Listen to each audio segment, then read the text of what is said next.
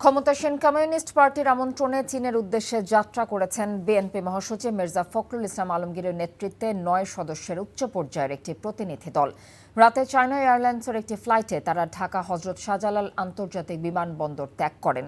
প্রতিনিধি দলের অন্য সদস্যরা হলেন বিএনপি স্থায়ী কমিটির সদস্য মির্জা আব্বাস, গয়েশ্বরচন্দ্র রায়, সেলিমা রহমান, চেয়ারপারসনের উপদেষ্টা ইসমাইল জবিউল্লাহ, প্রফেসর সুকোমল বড়ুয়া, জহিরুদ্দিন স্বপন, দলের মিডিয়া সেলের আহ্বায়ক ডক্টর মওদুদ হোসেন আলমগীর পাভেল এবং চেয়ারপারসনের একান্ত সচিব এবিএম আব্দুস সাত্তার।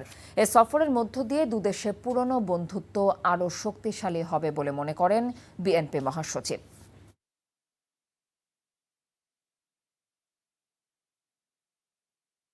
আমাদের এই সফরে আমাদের চীনের উচ্চ পর্যায়ের কিছু কমিউনিস্ট পার্টির নেতাদের সঙ্গে দেখা হবে এবং দুই দেশের বিষয়গুলো নিয়ে আলোচনা হবে এবং পরস্পরের স্বার্থ সংশ্লিষ্ট যে বিষয়গুলো আছে সেই বিষয়গুলো নিয়ে আমরা আলোচনা করব। আমরা সবাই জানি চীন এখন অনেক বড় অর্থনৈতিক দিক দিয়ে শক্তিশালী একটা দেশ এবং চীনের এই অর্থনৈতিক যে শক্তি, এই শক্তিকে যদি আমরা কাজে লাগাতে পারি তাহলে আমরা উপকৃত হব। বান্ডেল থাকলে প্রতি সেনমানিতে টাকা বাঁচবে। বিকাশ সেনমানি বান্ডেল কিনে জিতুন প্রতি লেনদেনে।